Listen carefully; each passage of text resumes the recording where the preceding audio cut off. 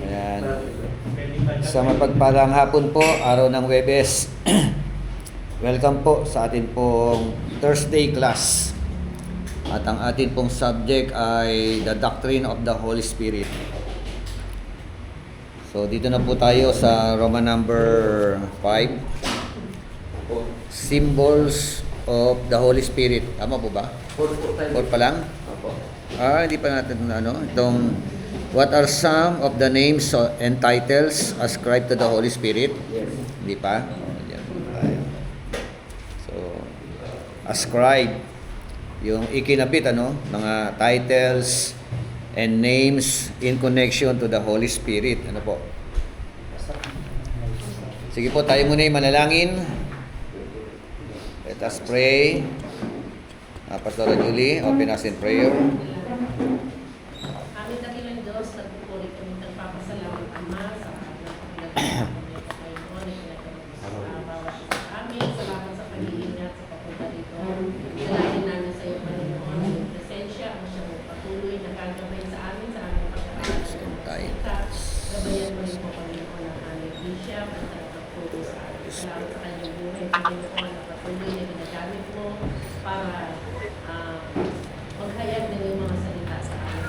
Hindi ka nakilang Diyos, ikaw lang may taas sa oras na to, sa aming pag-aaral sa iyo na kasaburi, sa iyo na salamat naman sa pangalan ng Jesus. Amen. Amen.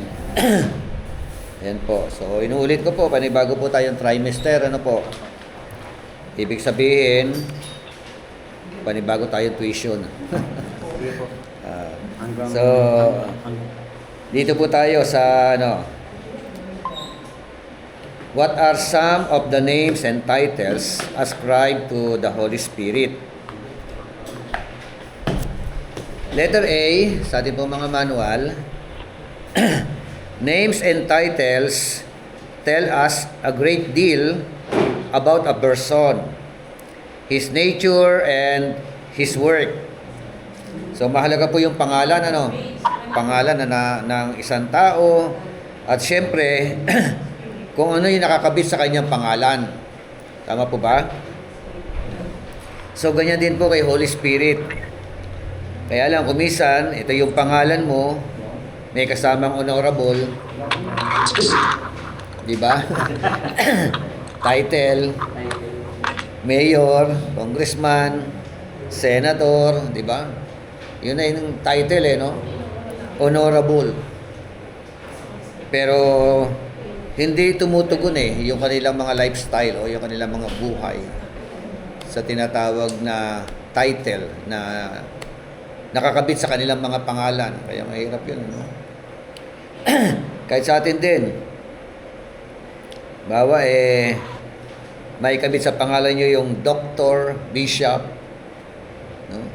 Pagkatapos nung ma-invite ka mag-preach, wala namang kadating-dating. So, nadidismaya, di ba? Nakakadismaya sa mga makikinig. Kaya napakahalaga po. Siyempre, hindi lamang yung paraan ng pangangaral, even yung ating pong buhay. Di ba? Tugma dapat. Marami rin kasi mga titulado, sablay naman ang buhay. Di ba? So, dito po kay Holy Spirit, may mga names na nakakabit sa Kanya. At hindi lamang pangalan, maging yung tinatawag na titulo.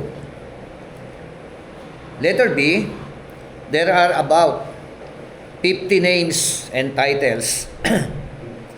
50. Names ako. 50. Given to the Holy Spirit in the Bible. Given.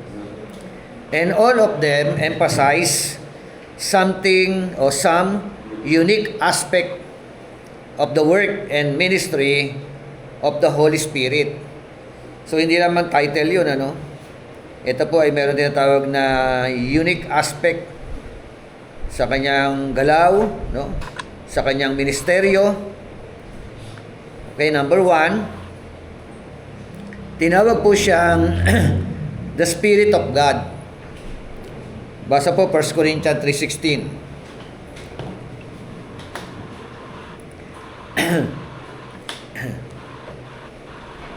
The Spirit of God. Yung Christian, 3:16. Good afternoon. Hindi ba ninyo alam na kayo templo ng Diyos at ang naninirahan sa inyo ay kanyang Espiritu?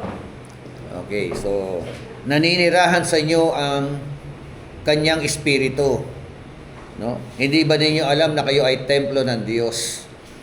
So, the Spirit of God, no? Sabi ron, no? Ang espiritu ng Diyos ang nananahan sa inyo. Another one, Luke 11:13, Romans 1:4, tinawag siyang Holy Spirit.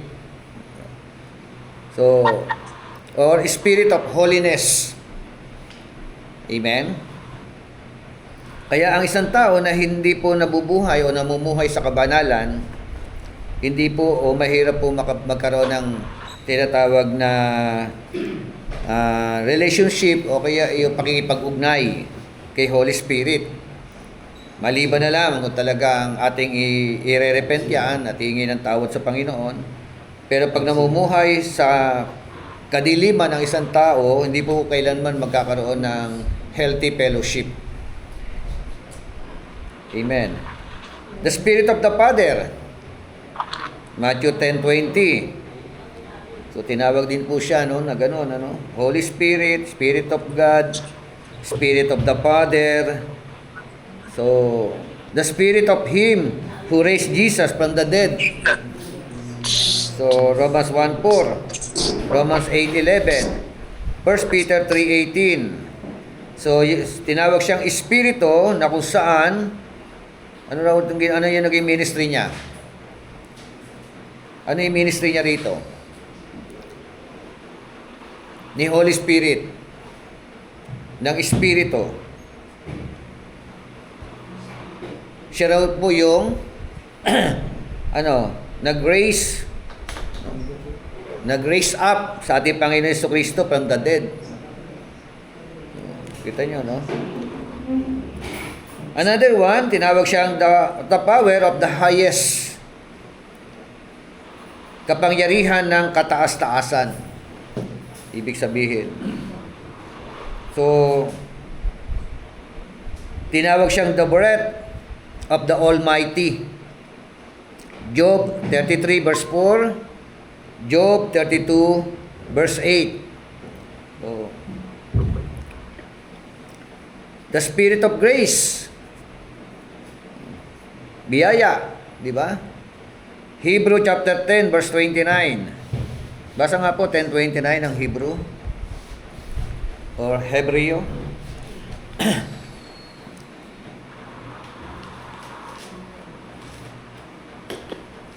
10:29. Gaano kabigat sa akala ninyo ang parusang nararapat sa taong humamak sa anak ng Diyos, labastangan sa lubong na patibay sa tipan at nagpabana sa Kanya, at humamak sa mahabaging Espiritu. So may mga may mga paghamak sa anak ng Diyos at saka sa mahabaging banal na Espiritu. So gaano raw katindi yung biyaya no? The spirit of burning in Isaiah chapter 4 verse 4. Burning. So, consuming fire? Tama ba? Basa nga po Isaiah 4:4. Ikaw ang lugasan ng Panginoon ang karunungan ng mga anak sa babae ng Sion at nilinisin ang mundo ng Jerusalem sa gitna ng bayan sa pamamagitan ng bisa ng pangulan at sa pamamagitan ng bisa ng paglilinis. Okay. So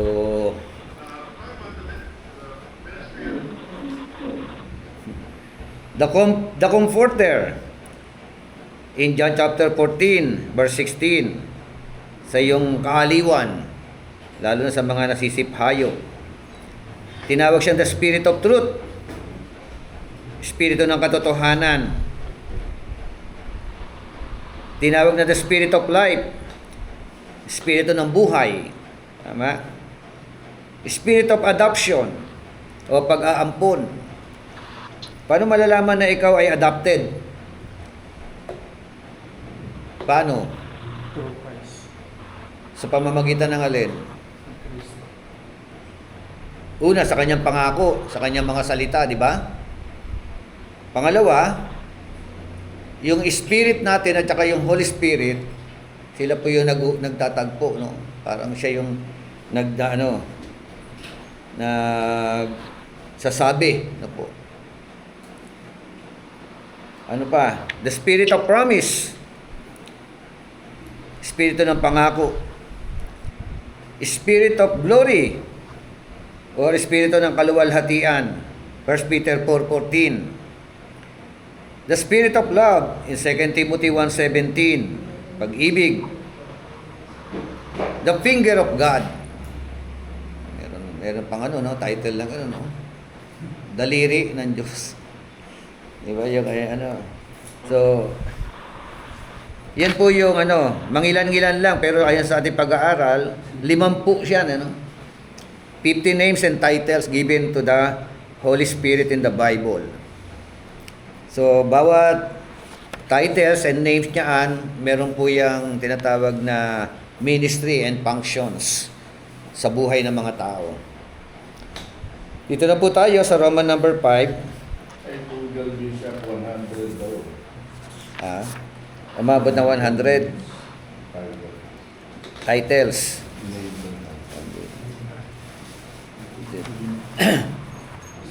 Names and titles. So, meron pa, abot pa ng 100. Pero ito yung mga common na lang natin pinag-usapan. Roman number 5, what are some of the most common symbols that are applied to the Holy Spirit? Common symbols. Simbolo. Yan po. Unang simbolo, the dove. Ang sabi po ng Luke chapter 3, verse 22. Basa po. And the Holy Spirit descended in the bodily from like a dove upon him. And a voice came from heaven, which said, You are my beloved Son. In you I am well pleased. Amen. The Holy Spirit descended, bumaba daw, tapos may anyong kalapate. Di ba? Anyong kalapate, hindi kalapate. No? Anyong kalapate, o tsurang kalapate. At pagkatapos nga po bumaba ng Holy Spirit sa anyong kalapate, and a voice came from heaven which said, You are my beloved Son. In you I am well pleased. So, yan po ang mga pinangahawakan, ng kumbaga sa isang senaryo, andyan ang presensya ng tatlong persona. Amen? Nandyan ang God the Father na nagsalita sa langit at bumaba ang Holy Spirit sa anyong kalapate at ang binautismuhan ang anak ng Diyos. Di ba? Napuspos. Ano po ang simboliko o symbolical? The dove is a symbolic of purity. Symbolic of purity. So, white dove yun, yung kanyang, nakita. Paano kung itim na kalapate?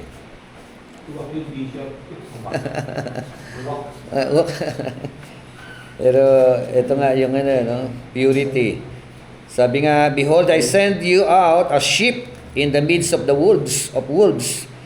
Therefore, be wise as serpents and harmless as doves. Amen? Harmless as doves. Dahil diyan, maging matalino kayo. Matalino katulad ng alin? Ng kalapate. Ay, ng ahas. Diba? At maging maamo. Yun, maamo, harmless. Kanino sinasabi yan?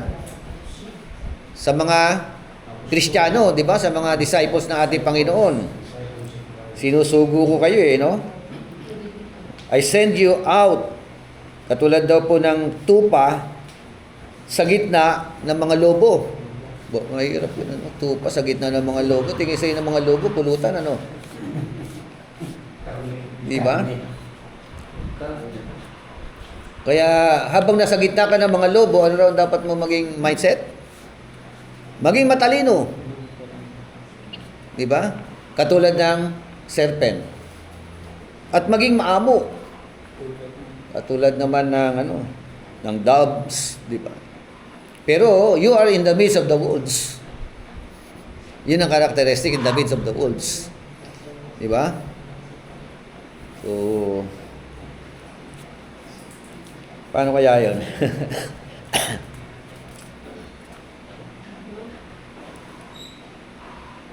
Number 2, the dove is symbolic of gentleness. Gentleness. Galatians chapter 5 verse 22 to 23. Pinag-usapan po dyan yung tinatawag na the fruit of the Holy Spirit. Amen? So, the dove is symbolic of constancy in love. Another symbolical, constant in love. Constancy. Tuloy-tuloy, di ba? Basa nga po, Song of Songs 5:12. Tingnan natin. Medyo bago yung talata eh. Song of Solomon, parang ganyan. So, ano ba yun? 5. Chapter 5. Mga awit ko. His eyes are like doves by the rivers of waters, washed with milk and said. Matay mo. Pakibasa nga po.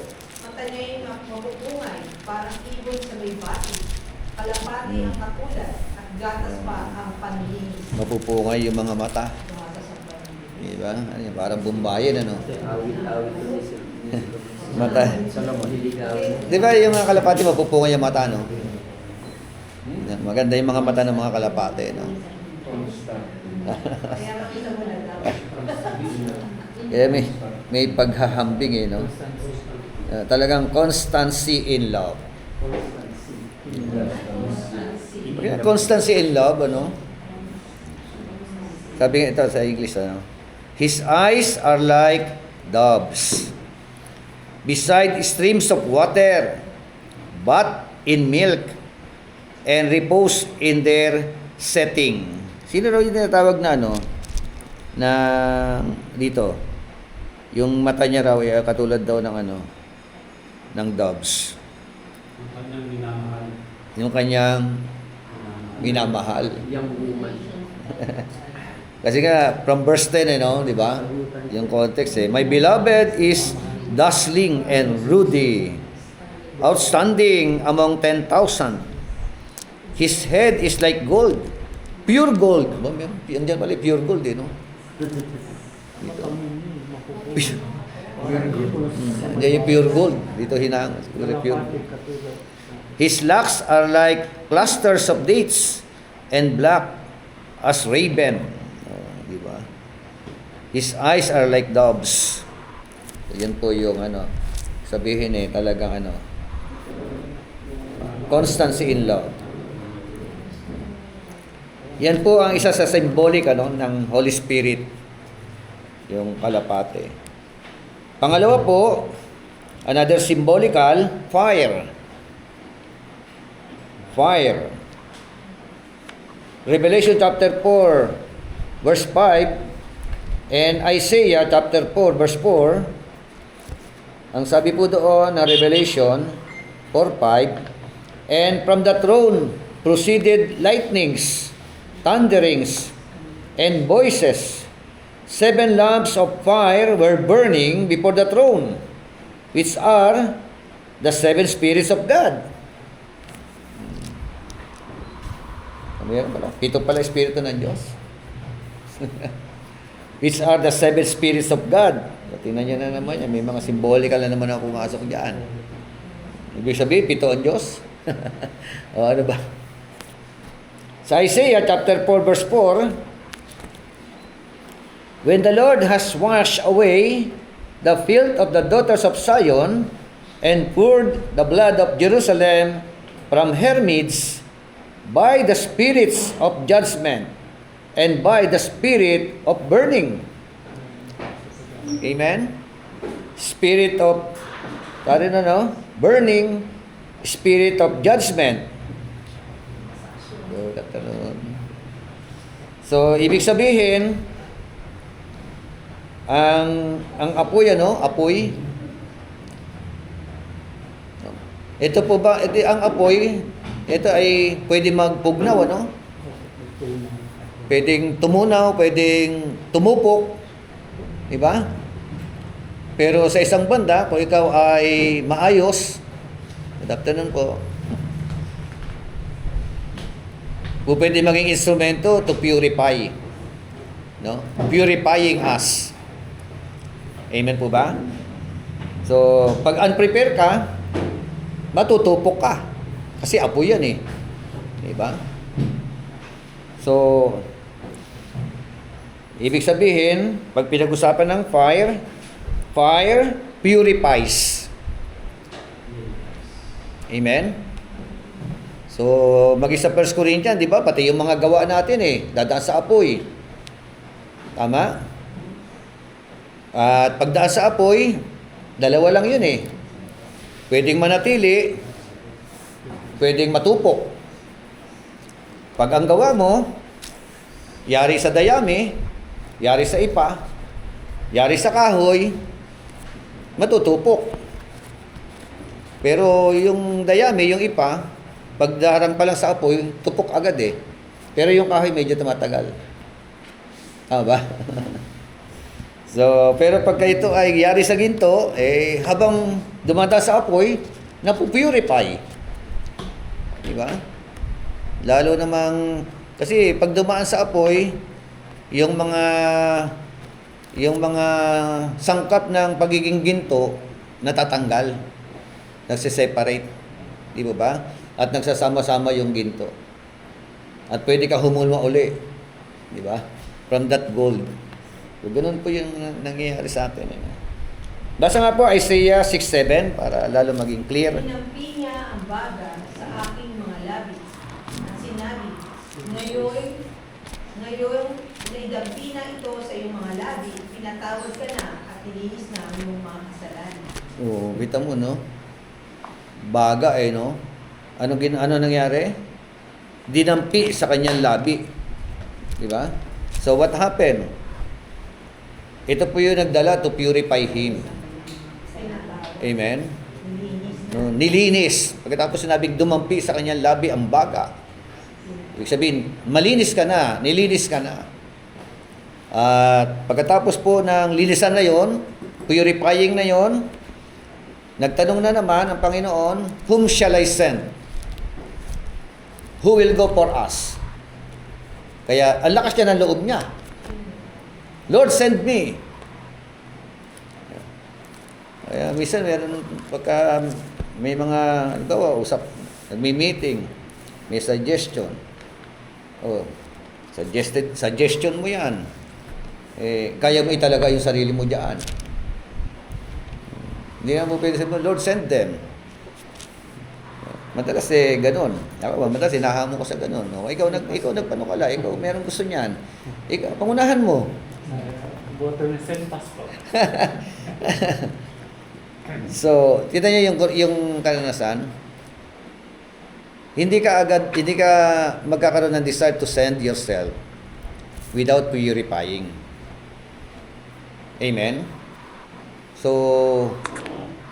mahirap yatang yung ipagamit mo sa Panginoon yung buhay mo, and then hindi ka naman prepare, sablay ang buhay mo, magkakaano-ano lang yan, kakawindang-windang lang ang ministry yan. Amen? So, ang mga capable talaga, mag-ascend, yung mga dumaan sa purification. Amen? Ano pa? Ito na, 1 Corinthians 3:13 to 15. Fire test. Yeah. 3. Ngunit kung makulong naman, mawawalan siya ng gantimpala. Gayunman, pag-iligtas siya, kaya lang, para siyang nagdaan sa Diyos. Ano mangyayari pag nasunog? Mawawalan siya ng gantimpala. Walang gantimpala. Diba? Oh. Pag nawalan ng gantimpala, walang reward. Siyempre, wala kang gantimpala eh. Kaya nga sabi rito, una sa 13 muna, each man's work will become evident, for the day will show it, because it is to be revealed with fire. And the fire itself will test the quality of each man's work. Amen? The fire itself. Anong ginagawa ng fire? The fire testing or test the quality. Kaya pag nagtrabaho ka, pagbutihin mo. Diba? Lalo sa gawain ng Panginoon. Pag napipilitan ka lang, pagdadaan sa apoy yun, walang reward. O sunog lang, di ba? Diba, aatin ka ng simba, napilitan ka lang. Di ba? O na-invite ka lang, gusto mo lang pagbigyan. Pero kung nagsisimba ka, talagang mula sa puso mo, di ba? Meron pong mga reward yon, may mga award yon. Amen? O kaya magdo-donate ka, pakitang tao. May award ba yon? Meron, palakpak. Palakpak ng mga tao, ano? So, may mga ganun eh. So, verse 14, if any man's work which he has built on it remains, he will receive a reward. O yung man's work hindi salvation yan, hindi kaligtasan yan maging kaligtasan na naman yan. Man's work yan, ang binibigyan ng reward. No? Kasi ang pinaka bottom line ng award natin yung kaligtasan eh. Pero bukod pa yung mga crown. 'Di ba? So at sabi ng 15, if any man's work is burned up, he will suffer loss, but he himself will be saved, yet so as through fire. O, ligtas din naman Walang gantimpala. Oo, di ba? Katulad yung nakapako tabi ng ating Panginoon. Sabi ni Lord, today you will be with me in paradise. O, hindi na makakagawa yun. Wala nang reward yun. Doon ka na lang sa langit. Pero walang gantimpala. Pinakagantimpala niya kaligtasan. Pero tayo mga pastor, may crown of glory. Diba? Kung faithful na pastor ka. Pagka ikaw ay evangelist, anong crown ng evangelist? May mga crown doon, di ba? Oh. Anong crown ng yung mga nag-suffer tapos naging matatag? May mga crown. Different kinds of crown. So, yan ang sinasabi ng Bible. Dumadaan sa apoy. And another one, fire illuminates. Tulad na sinabi ko sa inyo kanina. Illuminates. Basa po, Psalm 78:14. Ephesians 1:17 and 18. 78:14 ng awit. Kapag araw, sa pag-aaral, naging gabay nila yung at kung gabi naman, tanglaw ay apoy na maliwanag. Okay. Ito, andyan yung apoy na maliwanag, yung tanglaw, Sabi ulit sa English version. 78:14, then he led them with a cloud by day, and all the night with a light of fire. About Ephesians 1:17 to 18. Inihiling ko sa Diyos ng ating Panginoong Jesucristo, ang maluwalhating Ama, na ipagkaloob niya sa inyo ang Espiritu na nagbibigay ng karunungan at nagpapahayag tungkol sa Diyos upang lubusin niyo siyang makilala. Naway liwanagan ng Diyos ang inyong isip upang malaman ninyo kung ano ang inyong inaasahan sa kanyang pagkatawag sa inyo. Kung gaano kasaganang pagpapalang inilaan niya para sa kanyang mga banal. Amen. I pray that the eyes of your heart may be enlightened. Meron palang mata yung puso. No? The eyes of your heart. Kita niyo may mga figurative speech, ano? Pastor Benedict, may mata ba yung puso? Meron po. Meron sinabi, no? Holy Spirit. Oh, meron daw mata yung puso, the eyes of your heart, no? May nakatingin sa iyo. May be enlightened. This version ginamit understanding. Understanding. The eyes of your understanding. The eyes of your understanding may be enlightened, ano? So, yan po. Kaya, galawan ng Holy Spirit, ano? Dalawa na. Dove, fire. Letter C, oil. 1 John 2:20 and 27. Langis. Symbol yan, ha? Hindi langis ang Holy Spirit. Symbol. Ngunit pinagkaloob na sa inyo ng Espiritu Santo dahil dito alam na ninyo ang buong katotohanan. 1 John 2:20 27 pa. muna. Tapos 27. But you have an anointing from the Holy One, and you all know. Amen. You have an anointing. Meron tayong anointing from the Holy One. And because of that, yun nga sabi, malalaman natin. At yun na, yung mga kasunod dyan. Verse 21, tapos yung 27, sabi ng 27, as for you, the anointing which you receive from Him abides in you, and you have no need for anyone to teach you, but as His anointing teaches you about all things, and it's true, and it is not lie, and just as it has taught you, you abide in Him or to Him.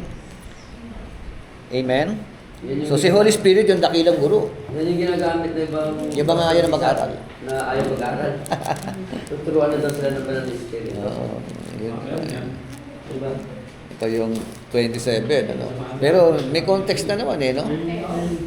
Oo. Pero hindi niya nabasa sa baba, same Spirit. Oo. At hindi niya nakita yun. Check yung context, ano? Kasi nangyayari nga sa mga nag-i-interpret, isang talata lang, ayun na yun, bibigyan na ng kahulugan. Oo. Tapos ito, para maging klaro. Verse 21, 2:21. I have not written to you because you do not know the truth, but because you do not know it, and because no lie is of the truth. Who is the liar? But the one who denies that Jesus is the Christ. This is the Antichrist, the one who denies the Father and the Son. Kaya, subject na, masok, Antichrist, ano? Sino yun? Yung nagdi-deny? Kanino? Kay Father at saka kay Son. And whoever denies the Son does not have the Father. Tingnan mo. Ang sino mang hindi kumikilala kay anak, pati ang ama wala sa kanya. Ay paano kung ama lang ang kikilalanin mo? Anak hindi. Hindi mo naman si God the Son. Wala. The Bible said, you also denying God the Father. Di ba? Kaya nga So the one who confess the Son has the Father also. O, di ba? 24. As for you, let that abide in you, which you heard from the beginning. If what you heard from the beginning abides in you, you also will abide in the Son and in the Father. Amen? So pumasok na, the promise of it is, sabi nun, this is the promise which He Himself made to us, eternal life. These things I have written to you concerning those who are trying to deceive you. As for you, ito na yung verse 27, the anointing which you are received from Him abides in you, and you have no need for anyone to teach you. Yeah? But as His anointing teaches you about all things, and is true and is not lie, and just as it has taught you, you abide in Him. Ano subject? The subject is all about concerning to our Lord Jesus Christ. Di ba? Concerning God the Father. No? So, kaya ito yung mga itinuturo niya. Kaya wala na kailangan tinuro na di ba? At ang Holy Spirit ang siya magbibigay ng diin sa kanila. May subject na pinag-uusapan. Who is the Antichrist? Di ba? So, huwag natin i-interpret kasi ito nga tinatanggal ang first isang talata, verse 27, eto na. Select and Lumabas na yung mga tamad mag-aral. Di ba? Yun pala meron ng aral na itinuro. No? Kaya, lilinawin na lang ni Holy Spirit sa kanila yung subject na itinuro about who Christ is. Di ba? Interpret the text by its context. Number 1, oil is associated with anointing for service. Acts chapter 10, verse 38. O kaya kapag mayroong ordination, di ba? Nagbubuhos tayo ng langis.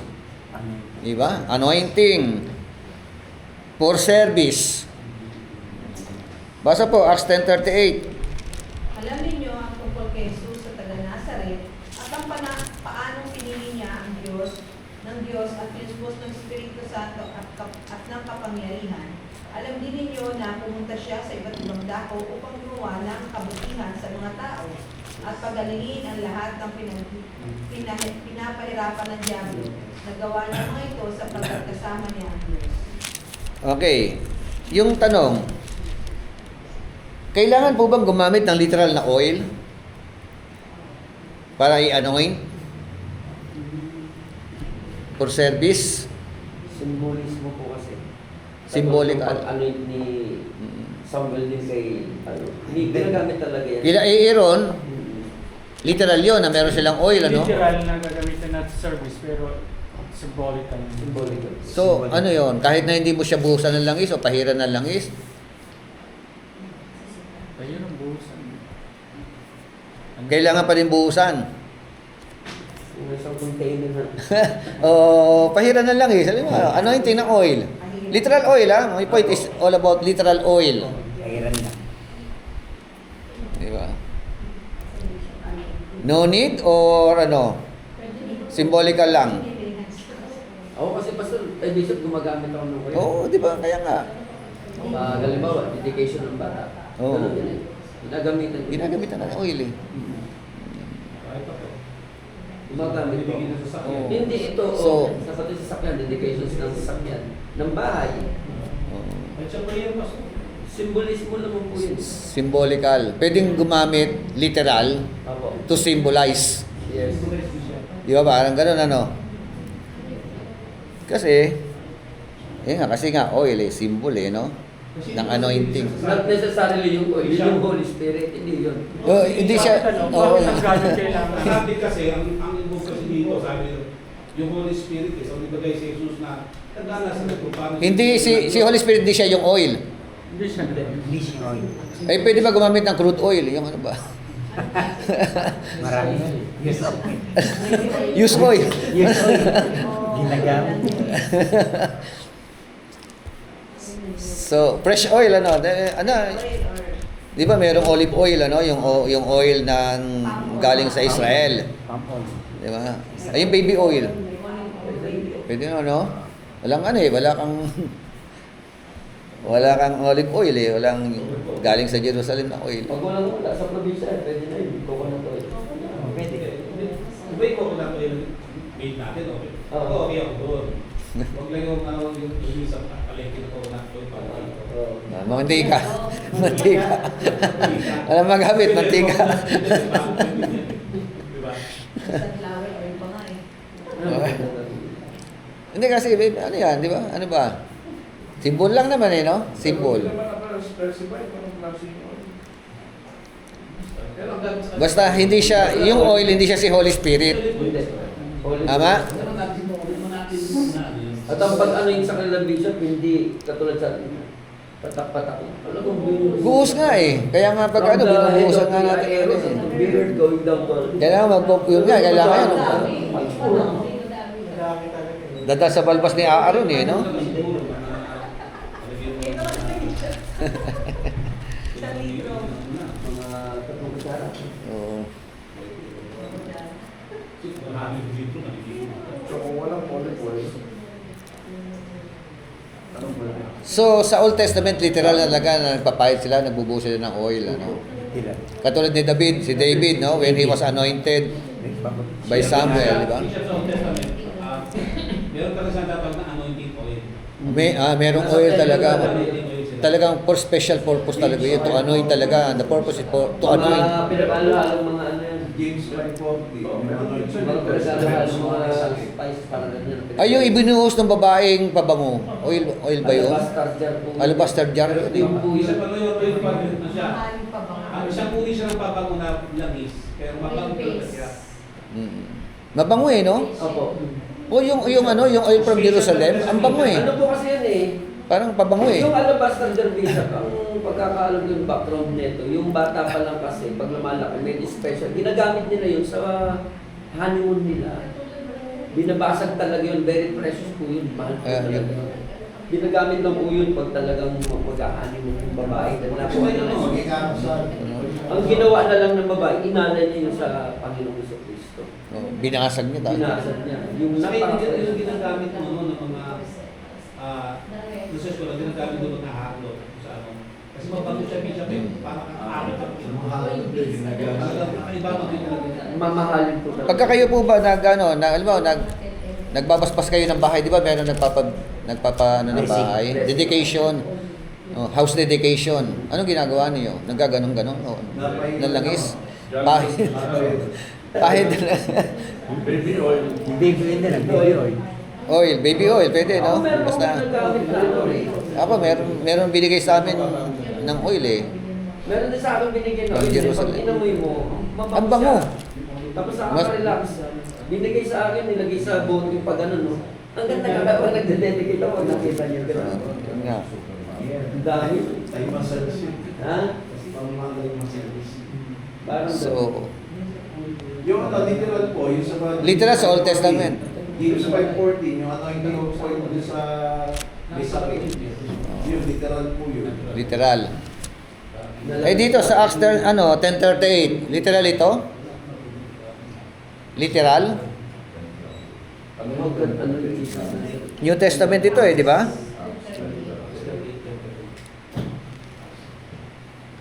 Sabi na ng 10:38, you know of Jesus of Nazareth, how God anointed Him with the Holy Spirit and with power, and how He went out or about doing good and healing all who were oppressed by the devil, for God was with Him.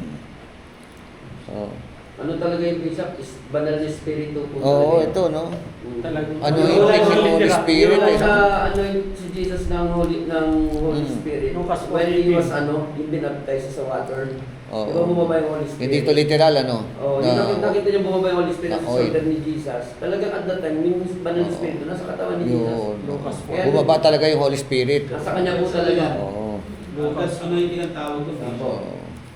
Kaya nga sabi niya, di ba, pag akyat ko, saka papahatid yung banal na espiritu. Kasi very protective yung banal na espiritu kay Jesus eh. Yes. Crucial yung time na yun eh. So, symbol ng Holy Spirit, ano? Oil is one of the symbol of the Holy Spirit. operating. So, dito sa 10:38, simbolo, no? Ng Holy Spirit. Yun ang ano. O, simbolo o literal? Hindi, literal. Literal eh, no? Holy Spirit po Literal talaga bumaba sa kanya, eh, no? Bumaba talaga mismo sa kanya. Yun nga Psalms eh. 4:18. Pero no, Spirit of the Lord is Oo. upon me because He has Literal. anointed me. Literal, ano? Si Holy Spirit talaga yung bumaba. Eh, no? Walang pahid-pahid eh. No? Kasi Baba kailangan talaga natin eh. gumagamit. Okay, another one. Oil is associated with healing. Psalms 23 verse 5. James 5:14. Tingnan natin.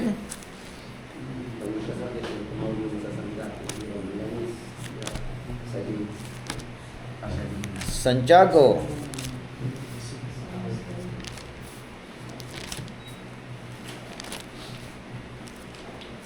May sakit ba ang sinuman sa inyo?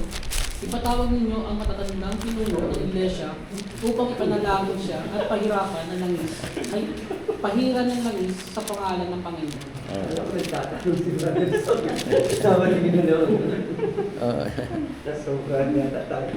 Is anyone among you sick?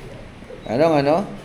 He must call for the elders of the church.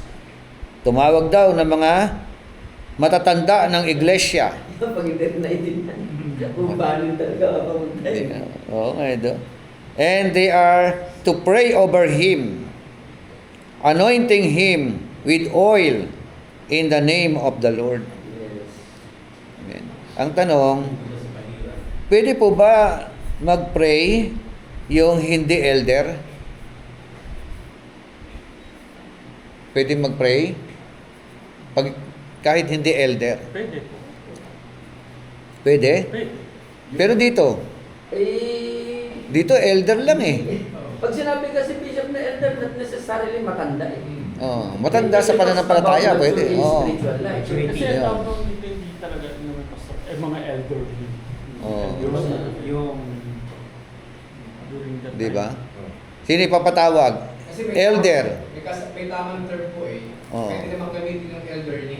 Kung talagang ang tinutukoy nila yung Matanda talaga. Sa iglesia. May proper use. Dito, Sabi mo. Kaya elder. elder in spiritual aspects. So, yun ay ipapatawag, di ba? So dalawang meron bang matanda, physical, matanda, pero immature. Di ba? Hindi pwede 'yon. Tama? Merong bata pero matured. Qualified 'yon. O hindi pa rin qualified, kailangan LD. Kasi it's about faith kasi. Sa Tagalog, may dalawang Tagalog yung magandang balita. Ah. Yung unang Tagalog, ang ipatawag ninyo ang matatandang pinuno ng iglesia. Yun, pinuno. Noong nagkaroon ng revision ng 2005, ang magandang balita Biblia, inalis na yung Pinuno. matanda. Pinuno na lang. Ipatawag ninyo ang mga pinuno ng iglesia. Kasi ang storya kasi niya kung bakit nagkakaroon ng mga revision at bagong version. Kasi yung pagdating ng mga bagong generation, iba na ang mga terms na ginagamit. So, kamukha ngayon, ang sa atin ngayon, hindi ko mo matanda, ay mature na yun spiritually. Kaya So, pero ang tinutukoy talaga rito, hindi edad, kundi yung pinuno ng iglesia, kumbaga leadership ito sa church. Leaders. Oo. Leader, Kasi ano naman talaga tama, tawag hindi ka naman maging leader ng church sa bata ka pa. Kaya inalis nila yung matandang pinuno, ginawa lang ng pinuno. Di ba madalas na kapag nagpe-pray, halimbawa, kasi merong paniniwala na ayaw na nilang magtaas ng kamay yung iba. Ang pupwede lang daw mag-lay hands yung mga matatandang pinuno. Oh. Pero yung mga common Christian, Hindi raw pwede. parang bawal sa kanila eh. Yung magtaas ng kamay, mag-pray. Ano ba, ilay hands yung ano. Pagka yung common Christian, yung mga baby Christian, not allowed. Siguro yung sa pandemic bishop, yung spiritual Spiritual maturity. Oo. Hindi pa. Si Bishop, pag inaral kasi natin. So, ibig sabihin, hindi lahat qualified to pray. To pray, pwede. Qualified to pray. But to anoint, To lay hands. to lay hands for the sick. siguro. Face-to-face. Hmm. Holy Spirit. Bagay, sabay sakit lang naman yung Bishop. Oo nga. Tapos yung cause ng sakit, ano sabi ng ano? Verse 15, and the prayer offered in faith will restore the one who is sick, and the Lord will raise him up. And if he has committed sins, they will be forgiven him. So, ano to? Because of sin, kaya nagkasakit? Dahil ba sa kasalanan? O dahil sa kababayaan? O dahil sa likas na mga naging kaganapan?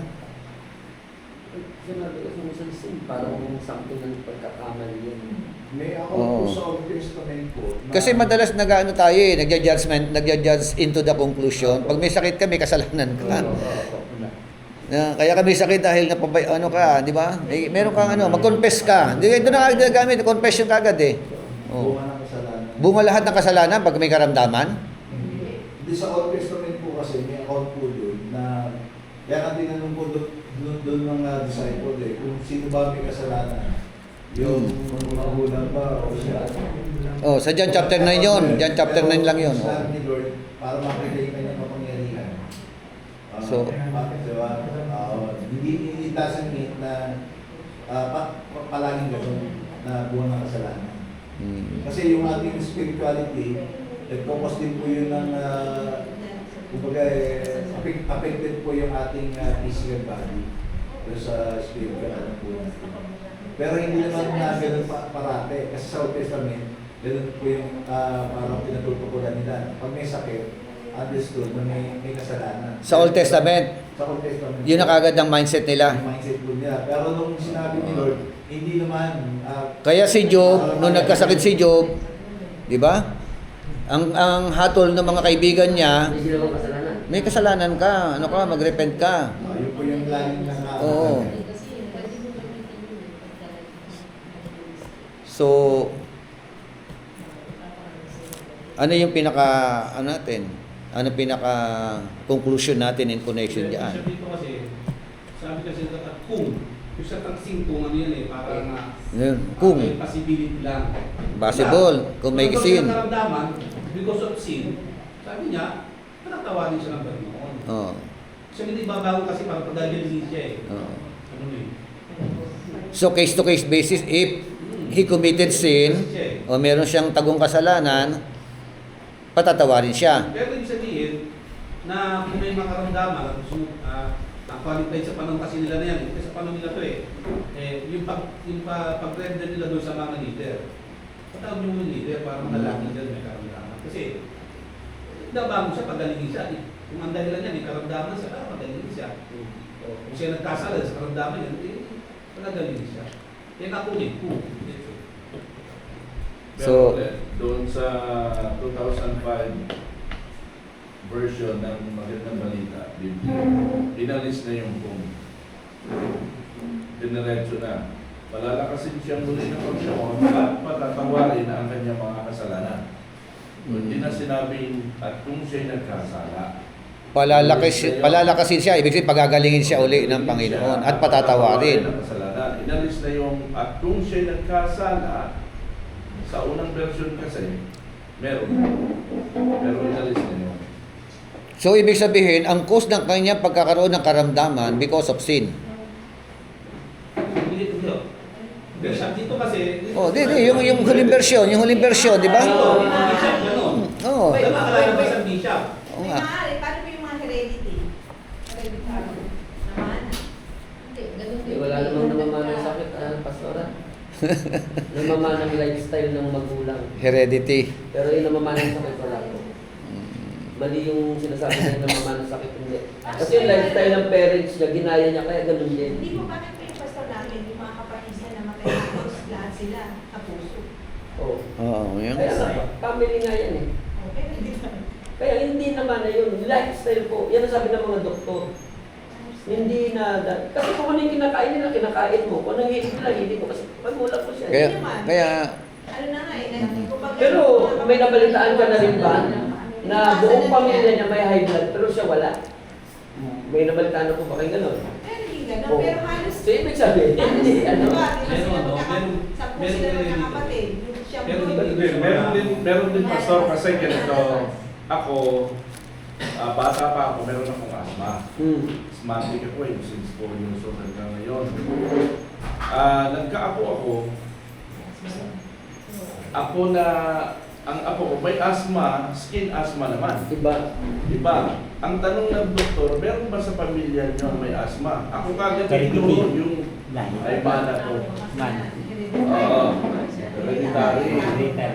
So ako kagad ang napagbintangan doon dahil ako yung may kasalanan. ikaw na may kasalanan. Sabi tuloy ng mga anak ko, sa dami ng mamanahin sa'yo, yung paminalan ng ako. Ibig sabihin, sa genes na yun. Si Noemi, si ano rin eh.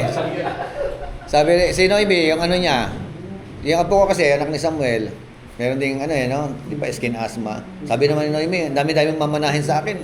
Yung hika ko pa. Yung asthma ko, hindi sa'yo. Hika, hindi yan. Kaya, kasi asthma eh. Tentang asthma, yun ang ginana. Hindi skin. Pastor Romel, ano sasabihin mo? Ay, Itaas ka na kamay. Ito po siguro sa inaral po natin ng figurative speech. Hindi naman siya literal na inano. Maybe this is our spiritual sickness. Ang inano po rito. Kasi normally, just like po yung inaagasan, wala namang kasalanan niya, but yet, di ba may sakit? May mga ganun. Hindi kaya case to case, ano? Spiritually, may sakit din po siya kasi emotionally, ano siya eh. Kumbaga, in-outcast po siya doon sa community and even to the world of Paul. Kaya nga, maybe this, yung sinasabi po rito, not literally sickness in our body, but spiritual sickness, yung sinasabi po rito, na dapat mapagaling din. Kasi magkakaroon po ng peace of mind eh. Di ba pagka may mga sakit at karamdaman, medyo depressed po sila. Ngayon nung gumaling, dapat kasama po yung spiritual po natin para po magkaroon ng peace. Yun po yung ano po sa akin. So, kailangan balance ang ano natin. Hindi natin po pwedeng i-conclude agad na lahat ng uri ng kasalanan dahil sa kasalanan. Pero Bishop, Merong pag ano sinabi eh. kasing sin, sanay kasi tayo pag sinabing sin, kasalanan. Di ba? Nagugas ng plato yung bata, yan, kasalanan mo kasi hindi ka gumagawa. So, ibig sabihin, nagbibigit natin. Minsan, yung kawalan natin ng pag-iingat sa sarili natin, nagkasakit tayo, kasalanan mo yan. Pero hindi ibig sabihin na kasalanan na against God. Hindi, daw kasi, Ilang ulan, nabasakan ng ulan. Kasi sa ng ulan, nalulungan ka. Ito ang kaso. Minsan ganun eh. Mali ka kasi. Totoo yun. So, Mali ka ano kasi. yung kasalanan? Mali. Kasalanan mo kasi, nagpabaya ka sa sarili mo. Error. Human error. Okay, alam mo na Kasi sarili ka mo, naligo katawan mo. agad. wala naman, may sakit sa tatay. Kasalanan ng ulan. Di ba, inom ka ng inom, kasalanan mo, inom ka ng inom, kaya nagkasakit ka. Kaya nga, laging Lagi sa pinapatutunan baga. natin, pag may sakit ka naman sa baga, naninigarilyo ka, kasi kasalanan mo. Yun ang ano, consequence yun, consequence. Bishop, natatawag siyang kasalanan. Na lifestyle mo. Not necessarily sin Oo. against God, pero sins against your body, same din, you know? Yun na nga, hindi ka na nga naliligo. Pero dito kasi di siya, ano ito eh, Lahat ba ng kasalanan, ay lahat ba ng karamdaman ay Kasalanan. pwede pagalingin ni Lord o kayang-kayang pagalingin ni Lord? Nothing is possible. Di ba sabi po ng Bible, by His stripes you were healed. Yes. O ginamit din yung mga talata na yon. Kino-quote pa yun, quote and quote yun ng maraming mga pastor. Pag nagpe-pray doon sa may sakit at may karamdaman, I declare no, sa latay, sa mga latay na ating Panginoon, pinagaling ka na. Isaiah 53. Isaiah 53. By His word, you are Pero, after niya ipag-pray, diniklarahan sa latay ni Kristo, pero namatay. Oh, mali nga. Opo pa. Wala nang sa, doon sa langit, wala nang karamdaman. Gumaling. yata yung nag-intern. No. Ano yun? Kasi hindi yung ginot na talata. Quote and quote yun for so many years Di ba? By His stripes you were healed. So ano kaya? Ano ba? Literal na lahat ng karamdaman can heal? Or ano ba? Hindi yung ano po, yung ano po natin, hindi po yung gagawin. The physical aspect. Siya. Kawawa naman kung sinabi natin na ang bawat karamdaman ay kasalanan. Okay. Kasi ang dami namamatay ng Kristiyano. Ayun Okay, lang. oo. Nung COVID nga, dami namatay ng bishop Sige, marami Kristiyano. Pero Bishop, Tandaan. depende po sa pinagpipray. Pag alam mo malapit na siya, going there na, huwag mo na. Hindi, ako ba na, ano yung Oo. pangalawa na lang. Stage siguro. 4. Oo. Basta Eric. Meron pinagpray na Oh. siya, nag-aago, parang going there na talaga. Oo, talagang pabigay na. Hindi ko siya pinibigyan ng chance. Hindi ko na sinabi sa kanya na, gagaling ka pa. Kasi una, ayaw niya magpalukto. Ayaw niya, pinag-pray ko lang. Mm. Sabi yung pinagaling ka na ni Lord. Siya, pag-gagalingin Ay, magpa-check up. Pinag-pray ko sa kanya. Wala ka lang. Kasi, papunta na Oo. po. Tapos, May mga talata na nakabuso. Minsan. Tuesday, namatay na siya. Improper using ng talata. Oh, Pastor Eric, ano? Yung Thursday, nung nag-basketball kami, last Thursday lang. Tapos, yung isang pamagagawa namin sa church, umuwi na yung tatay niya. Ang lakas ang conviction sa akin, sabi ko, nung pagkatasamin ka, sabi ko, naalala natin yung father mo. Sabi niya, nanay pa, kasi tulog lang. Baka na magising pa kasi, ano pa lang naman, 9:30 pa. Sabi ko, tulog na yun, pag ano oras. Nalakas ang conviction. Tapos, yun nga, sabi nung anak nung pasarote, sabi niya, basta gising pa ko kasi kumain siya. Sabi ko, punta natin. Ano na, critical na yun. Marami, yun kasi yung sinasabi doon sa James, hindi lang yan tinutukoy yung spiritual na karamdaman kundi yung pagkakahiwalay, yung disconnection namin sa Diyos. Kaya pag nag-pray talaga tayo, pag nakita natin, kailangan talaga yung discernment. Hindi tayo nakafocus lang sa physical. Physical, Kasi may oo. mas importanteng huling tao. Yung kanyang spirito na matagal nang nawalay sa Panginoon. Na naging cause kaya siya gano'n, miserable. Kaya nung time na yun, nung napag-pray, praise God. Kasi pagdating ng Sunday, nawala na siya sa Panginoon. Kinuha na siya. So yung prayer, always ask the perfect will of God. Lagi, nangyari ka, looban mo Panginoon, pero yung pinakamaganda doon, bigyan mo ng pag-asa yung may sakit. Bigyan mo siya ng mga pag-asa na nagsasabi na kapag tayo ay nanumbalik sa Kanya. Anyway, say by the way talaga yung father niya kasi kahit talagang masasabi natin, ano lang, parang kung gusto niya lang mag-church, pero thank God kasi nga, makikita mo talagang mabuti si Lord, siguro tinignan ng Lord yung pag-serve niya sa Panginoon.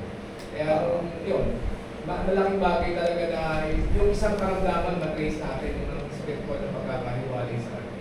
Kasi yung yun yung minsan hindi nabibigyan ng pansin sa pagkakamit. Kaya siguro, ang lesson doon, pag nag-pray tayo na may karamdaman, puposa natin pareho siya, hindi siya yung physical na. Kasi napaka-importante rin na nanumbalik siya sa Panginoon. So, dito sa Santiago 5:14 hanggang 16 yan, meron dalawang healing.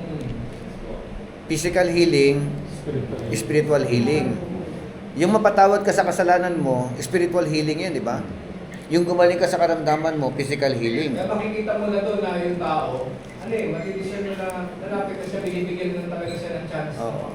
Galingan ni Lord, kasi talagang yung grace niya talaga. Makikita mo kaya ganun. Pero actually, basta talaga naman ganun Pag tayo nagpe-pray ng sakit, hindi naman tayo magpe-pray agad.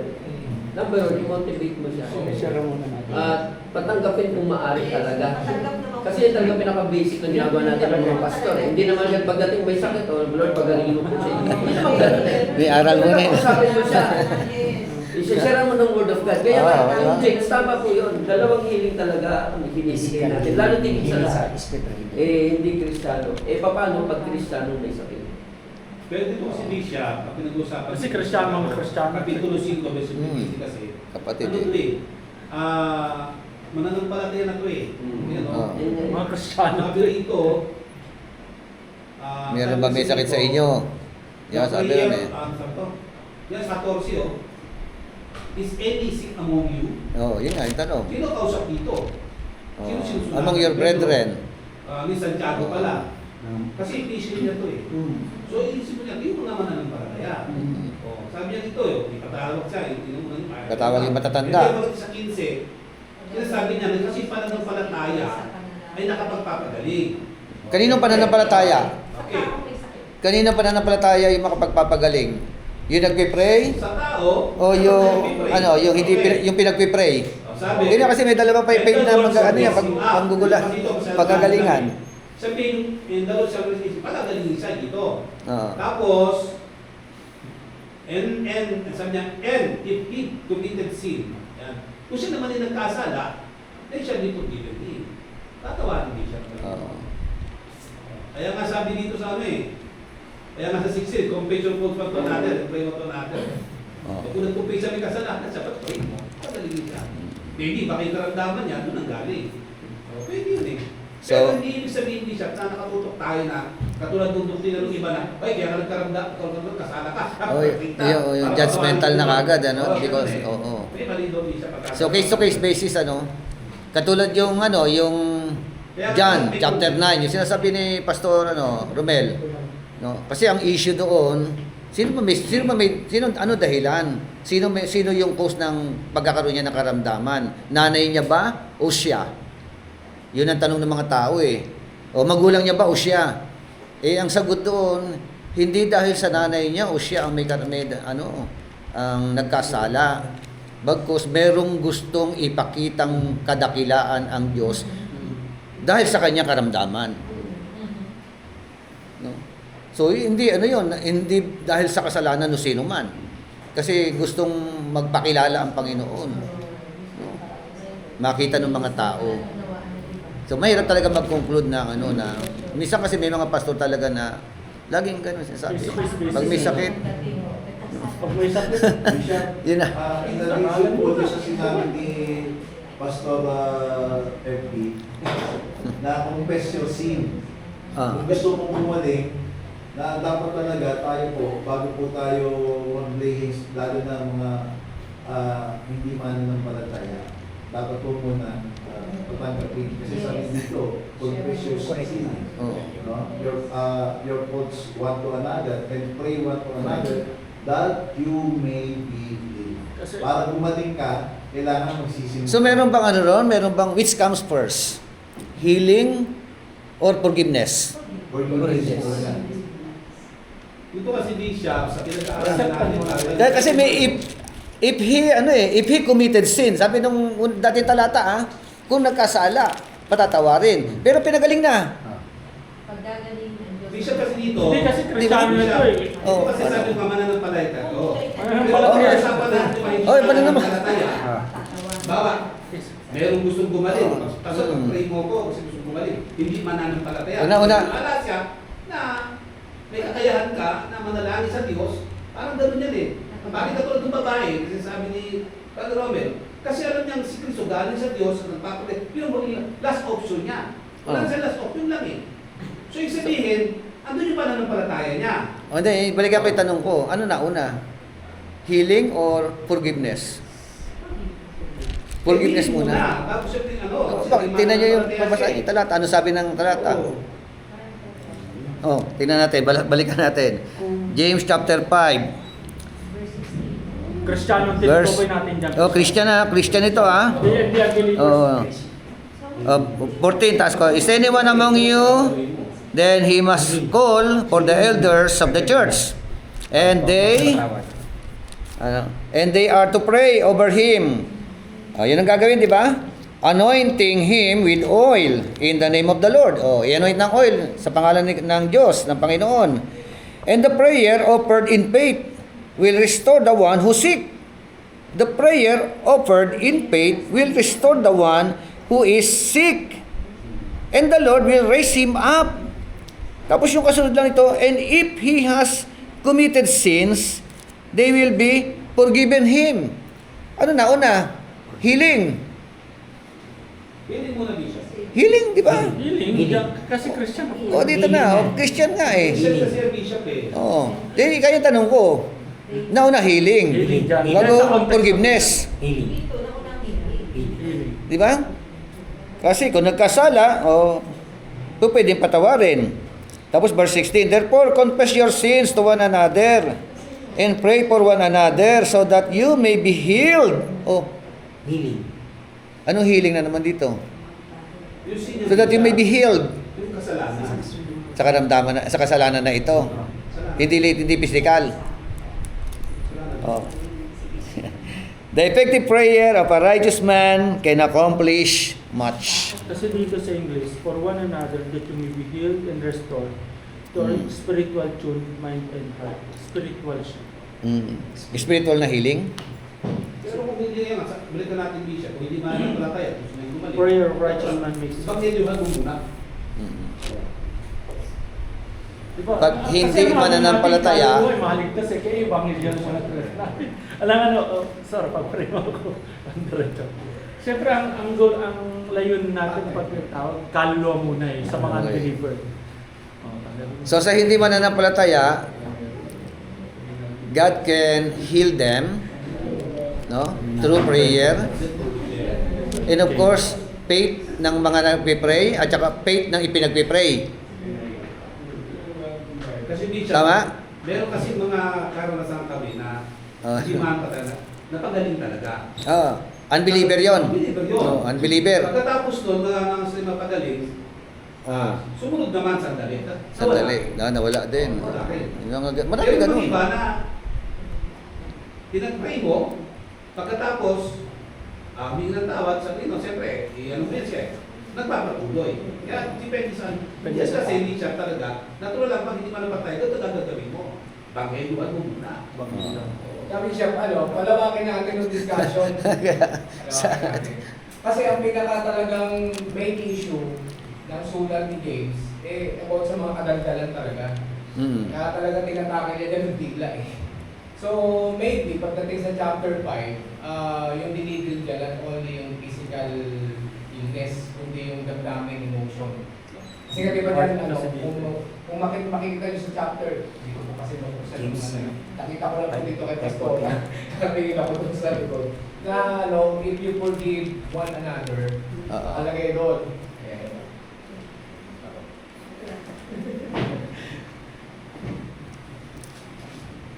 Verse 16. Sa verse 16, sabi niya, verse kaya 16. pagtapat ninyo sa inyong mga kapatid ang inyong mga kasalanan. Ayan. Hindi kay Lord yung pagkakasala nila to each other At ipanalangin ninyo ang isa't isa upang kayo'y gumaling. Yung malawak na kagalingan dito binibigay at pinapakita, hindi lang po yung physical illness, kundi yung emotion, yung maling pagsasalita, Maaaring ganun. pagpintang, Subject ng chapter 3. careless appreciation. So yun po, kaya pag tinignan po natin ng James, palawakin po natin yung pag-aaral, tignan po natin talaga yung highlights ng tinutukoy ni Santiago. Ang problema po talaga ng sinusulatan niya ay tungkol po sa salida, yung mga careless words po. Kaya po, hindi lang po yung physical healing po dito. Mostly po dito ay emotional. Yung dinidil po talaga dito. Yung sinasabi po dito, pagpapatawaran, yung paghingi ng tawad ay hindi po ito sa Diyos. Ito po ay sa kapwa, sa isa't isa. Yan po yung sinasabi ng verse 16. Reconciliation. Reconciliation ito. So, Okay. sabihin, pag gano'n, kung may hingi ng tawad, papahiran natin ng langis. Hindi, huwag na po natin nag-isa. Hindi na. Kasi yun sa atin kayo lumalabas. Hindi, yun ang lumalabas kasi ngayon. Kasi ang pinaramas natin. Ito sa yung anointing anointing. Ito lang dito sa Texas Project. I-anoint na oil. Oil is associated with healing ginamit natin yung Santiago chapter 12. Dalawa yung healing dito, isang sickness, at saka yung Hindi na naman na yung sasabi mo, Pastor, okay naman yun Kaya iklaro natin mabuti kasi dalawa yung subject dito Diba? So, kasi ito, pahiran sila ng langis. Sabi, dito kayo, paano na nila ipatawag Hindi naman sabi, pahiram sila ng Holy Spirit wala tayong kakayahan doon So, ibig sabihin, kung lalagay tayo doon, kasi baka ma-misinterpret na ito'y kasalanan, para mapagaling ka, bangon ka. So, papahin natin sila langis. So, kasala ko di ba? So, dalawa talaga dinidil po dyan yung physical sickness po. Tsaka yung isa po, yung Ito pa lang. So yung tingin ko, yung pagpapahid ng langis, yun po yung kasama doon sa physical illness. Pero po yung isang dinidil dyan na sa verse 16, yan po yung naging naging bunga ng mga careless. Kaya nadalawa nga siya eh. At kung siya kaya namin kung at kung siya nagkasala, siya natatawagan naman. Oo. Oo. Kasi sasabi mo sa prayer ko eh. At kung hindi nagkasala, Oo. pagagalingin lang. Oo, galigin lang. Hindi kailangan ng kapatawaran kasi hindi nagkasala eh. Kasi parang case to case eh. Kung if he committed sin, but if he do not committed sin, okay, Yung ano po, yung anointing of oil, kung pag-aaralan po natin, doon sa ancient time, ginagamit po siya as a healing medicine. Oh, medicinal ano. For physical, kaya ginagamit. Diba? Kaya More physical yung ginagamot, then spiritually, merong ginagamot din po. Kasi hindi lang naman kasi iba yung anointing of oil na yung representing to empower niya. Di ba naman po yun yung binibigay kay Lord? yes, okay, iba yun. Ibang purpose yun, ano? Para po, mas iba nila. Kasi yung pagpahid ng langis, not the same as dedication. Kasi yun, ginagamit during that time as a medical. Okay, isang dagdag lang. Meron kasi kasi kaibigan ng pastor na pinag-pray niya yung paano pinag-pray niya, eh para maraming galis. Ano nga galis lang? Oo. Mamagana, ano. So, ang ginawa ng pastor, meron siya lang sa dala, pinahiran talaga niya yung ano. Pinahiran niya muna. Tsaka niya pinag-pray. Bumalik. Oo. Walang problema. Ano yun eh. Galaw ng Panginoon, siyempre, kung ano, di ba? Tuloy natin. Number 3. Oil is associated Basta iba yung pahit sa with consecration and dedication.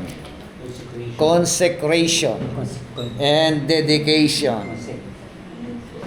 Ayan. Ginagamit daw po sa tinatawag na consecration. pagpapabanal. Pagpapabanal. Oo, pag ginagamit ko. At saka yung dedication. Genesis 28:18.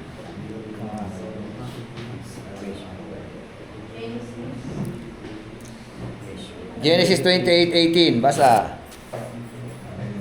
Then Jacob rose early in the morning and took the stone that he had put at his head, set it up as a pillar, and poured oil on top of it.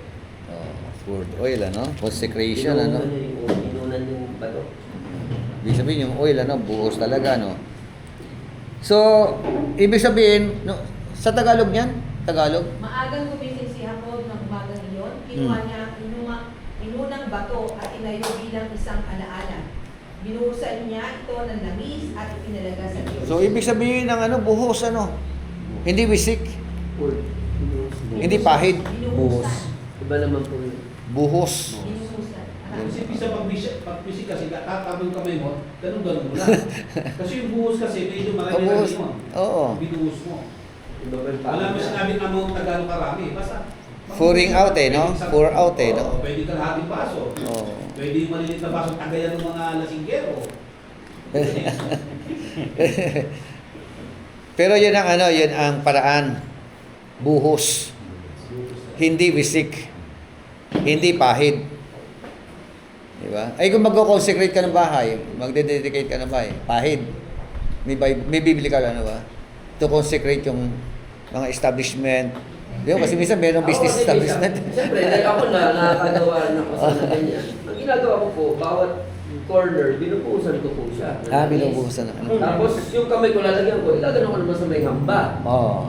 Siyempre, magdideclare tayo. Ay, meron din pahit na kanina. Opo, at saka binubuhusan ko rin. Ganyan po ginagawa ko, Kasi dalawa. lagay ka bisan sa palad mo, tapos ibinuhos mo, buhos pa rin yun eh. Oo. Sige. Sabi siya, may tanong po ako. What if kung hindi po righteous, paano gagalingan? Sabi dito, the prayer of the righteous man is very powerful. Oo. Minsan, halimbawa yung nag-pray natin, hindi gumaling o naman. Hindi ka maling. Hindi ka righteous. Hindi ka tama righteous. Hindi ka righteous. Hindi, parang hindi Oo, diba? Kasi parang may assurance eh, no? Di ba, hindi tama siya. Mayroong assurance eh, no? Magpanalangin ng may mga sakit. The prayer of a righteous man, di ba, is availeth much. Paano kung di ka? Hindi po correct natin. Huwag mo sasabihin baka hindi malayo yun. Baka mamaya, biglang merong lumapit sa'yo. Pastor, sabi ng Bible, yung prayer ng righteous man eh. Nagpapagaling eh. Pero bakit lumala? Basta hindi kaya yata righteous eh. Hindi kaya gano'n. May instant eh. Kasi during the time of Jesus, hindi natin naman nililimitahan ng kapangyarihan ng Diyos. Oo. May mga panahon talaga sa ating panahon, instant talaga. May healing naman na process. Kasi panahon ni Jesus, instant talaga yun. Hindi, meron din pinakita doon. Yung pag dumilag ka, medyo pa rin. Parang mga puno pa rin. May process pa rin eh. Hindi lahat instant. May mga process din yung iba. Proseso. May May mga mga process. ang healing, instant at pwede maging. Kaya nga Case to case talaga. Nag-dialysis. Oo. Isang magaling ka. Kasi ang win natin doon, yung kaluluwa. Tanggapin mo. At saka ang mahirap, basta huwag kang mag-declare. Basta huwag ka lang mag-declare. Oo. Huwag kang mag-declare na sinigil ka na ng Panginoon. Yan na. Wag may i-adjust na kaya kami sakit dahil may... Hindi, kaya nga nililinaw muna natin ang dalawang klase ang pagpapagano. Ito pinag-usapan natin ito kasi marami na extreme dyan. Maraming mga pastor ang oo, di ba? Sabi ni Pastor, magaling ang pastor. Kaya nga di ba? Sabi magaling eh, pero bakit lumala di ba? Lumala lalo no? Kailangan may paliwanag muna sa kanya. Kaklaro mo na maigi. Oo. Depende po siguro sa klase ng sakit. Kasi may mga Kristiyanong kakilala ko COVID yan na tapos kayo may dadalo. masakit ang ano. siya na Sakit ang ngipin. sa pag-ministry ko sa Panginoon, sa mga tao na nakaranas po ako na may pinanalangin kami. Oo. May sa matres, hindi na. Mayoma. Oo. So, pumunta siya, Pastor, magpapapray ako. Hindi pa siya Kristiyano. So, siyempre, sinirang ko muna. And after that, tinawag ko yung asawa ko kasi hawakan yung ganito eh. Siya pinahawak ko, nilagyan ko lang yung kami ng asawa ko, siya pinahawak ko. Ako umawak ko sa balikat ng asawa. Diniklara namin, pinanalangin namin. So, gumaling. Anong ebidensya? Nanganak. So, ang kagalingan kasi, Hindi mo kaya limitahan ang hindi pwede mo kaya kalagayan. plano, hindi na pwede sabihin na Oo. depende sa sakit. Ay, hindi. Patay nga, nabubuhay eh. Kung may Si Wigglesworth. Depende sa amin. Si Wigglesworth Bishop, di ba? Oo. Dinalahan siya ng baby, walang kamay, walang paa eh. Inuwakan niyang gano'n, no? Binagsak niya, in Jesus name, sinadyakan. Tumama sa pader, pagkuha ng magulang, may paa at kamay na. Oo, malapit niyo, si Wigglesworth. Pasahin niyo. Yung word niyan, sumakay yan sa tren. Matindi na. Sumakay yan sa tren, nakatahimik lang, yung mga tao kasama niya umiiyak. May babae Lumapit sa kanya, nagsisigaw. anong gagawin namin para makatagpong kaligtasan sa Panginoon? Hindi siya nag-share nun. Kasi malalim siya sa panalangin. Oo, yun nga. Smith Wigglesworth. So- Kaya ng librong yan. So final, pwede tayong gumamit ng literal na oil to Yes. anoint. Okay. Yun na yun. Ano pa? Hindi lahat ng karamdaman dahil sa kasalanan. Yan. Huwag tayo maging judgmental. Di ba? Inaalin kita ng Diyos parang ang Spirit nasa inawag. So, kailangan mabalanse talaga no? Kasi maraming mga unbalance maraming mga nauna sa ating mga 70s, 80s na mga pastor, mga extreme. Di ba? Bishop, kwento ko lang yung kamag-anak namin dito sa Pangasinan. Diba, Bishop po nung pinuntahan natin, nakahiga na siya. Sino? Yung pinatanggap mo Bishop, pinag-pray Mga mo. ginagamit sa temple. Oh. Yung pinag-pray mo Bishop, na kamag-anak namin sa Pangasinan. Doon sa Pangasinan. Diba, Oo. nakahiga na Oh, kumusta na yun? Ano Bishop, ang lakas niya po ngayon. Oo. Tapos di ba po nung nakaraang buwan lang, nakasagilid kami sa Pangasinan, nauna pa yung manugang niya sa kanyang mamatay. Yung pinag-pray niyo ng matanda. Oo, yung matanda. ang lakas niya, Buhay pa? nakakababa pa nga sa kanila. Meron. Pinag-pray ni Bishop yung pinatanggap Spiritual ni healing. Bishop. Oo. Ngayon yung manugang niya na 52 pa lang ata, 55 ang edad. Nauna pang mamatay dun sa Doon sa pinag-pray natin. matanda. Yun nga sa Hindi ko minsan nagpe-pray tayo, yung parang hindi naman tayo nag-expect na no? Hindi naman tayo naging positive, nagagaling. Basta nag-pray lang tayo. Minsan wala, isip natin parang hindi nagagaling. Basta pinag-pray mo lang. Pero magugulat ka, gumaling. Maraming Katulad na ganyan, lang. maraming ganyan. Meron naman nagdedeklara ka, nagiging positibo ka. Pero yung resulta negative. Ang ibig sabihin, pinatanggap ko sa kapitbahay namin, namatay. Kita yan, no? Tumatanggap ka. Basta. Ang maganda ron, nakatanggap siya.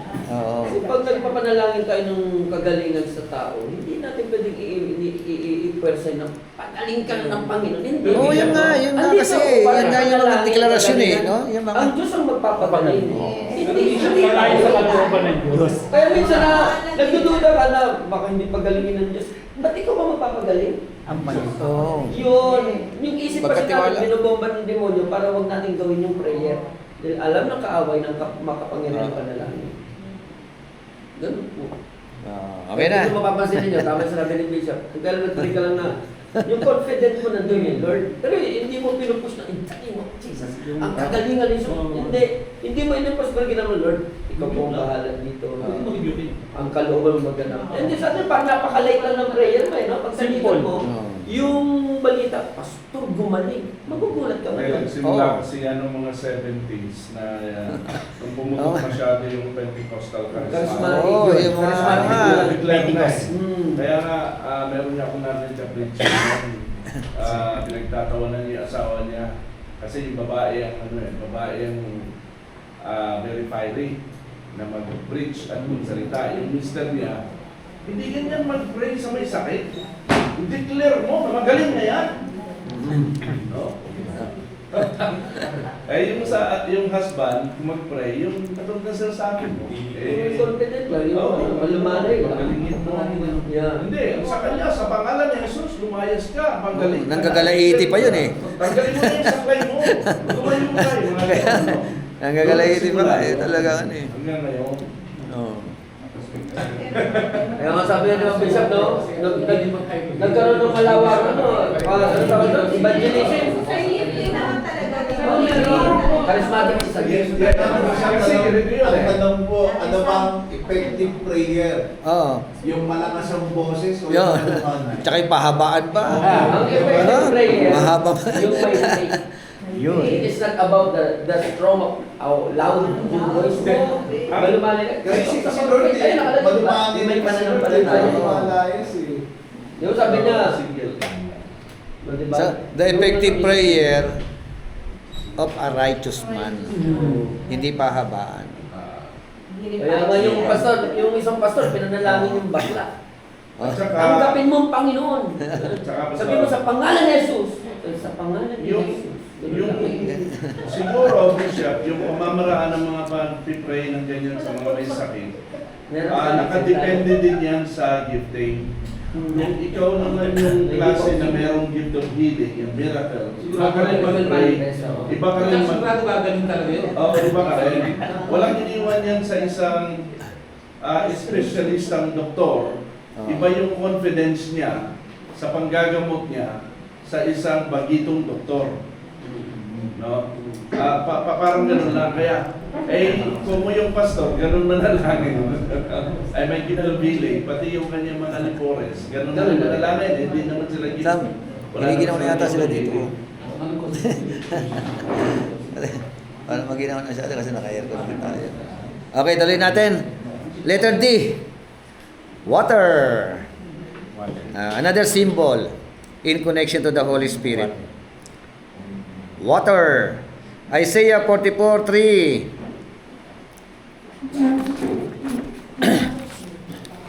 Isaiah 44. Tubig. Aking ibubuhos ang saganang tubig sa uhaw na lupa.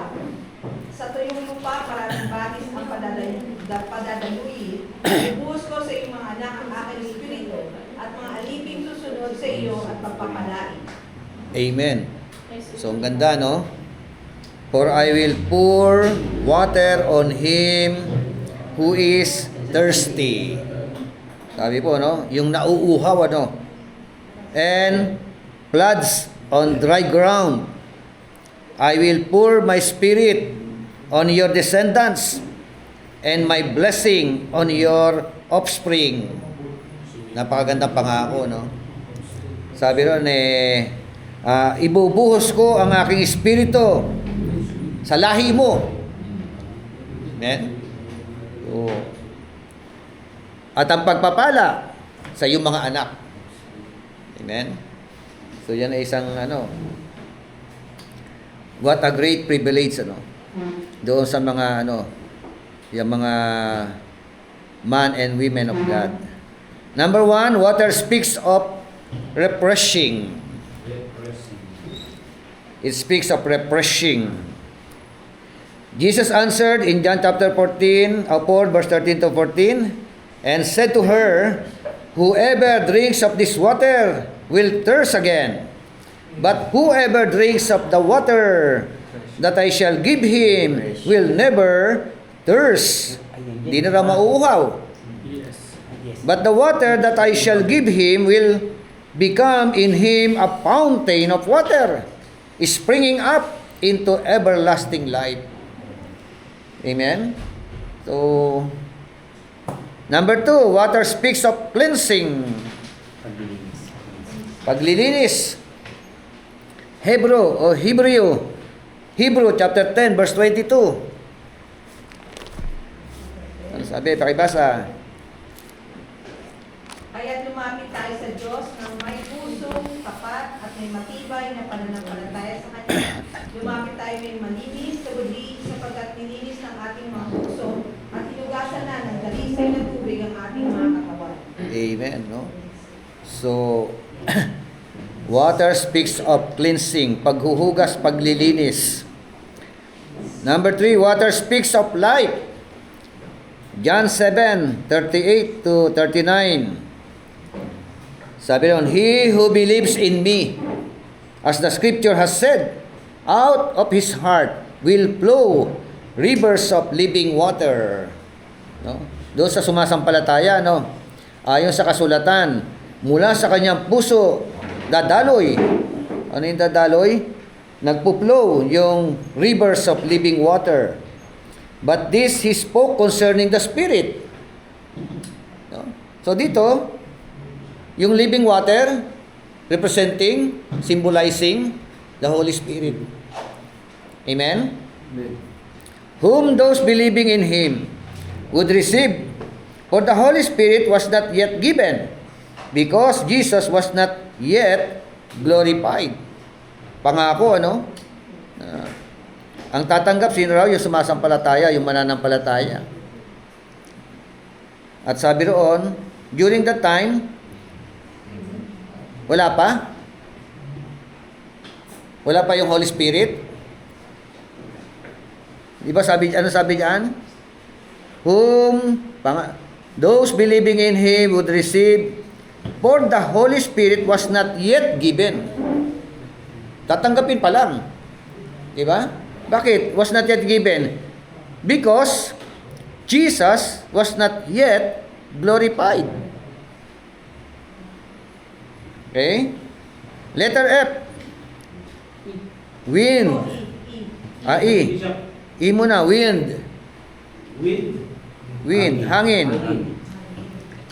Sabi ng John 3:6 to 8. Do not marvel that I said to you, you must be born again. Yun na yung pinaka ano yun, no? The wind blows where it wishes, and you hear the sound of it, but cannot tell where it comes from and where it goes. So is everyone who is born of the Spirit. Amen? Symbolical ng Holy Spirit, wind. Diba? Number 1, the wind is mysterious in its work. Misteryoso.